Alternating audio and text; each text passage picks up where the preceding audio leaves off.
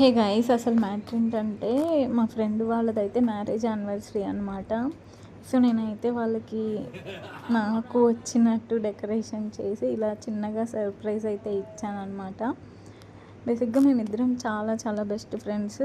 ఎప్పటి నుంచి అంటే మేమిద్దరం 8th క్లాస్ చదువుతున్నప్పటి నుంచి ఒకటే స్కూల్లో చదివాము.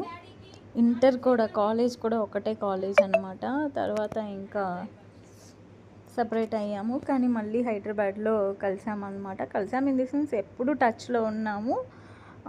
తర్వాత వచ్చేసి తను వేరే కాలేజ్లో బీటెక్ జాయిన్ అయింది, నేను వేరే కాలేజ్లో బీటెక్ జాయిన్ అయ్యాను అనమాట. సో ఇప్పుడు మ్యారేజ్ చేసుకున్నాము. తన మ్యారేజ్ ఫస్ట్ అయింది, తర్వాత నాది.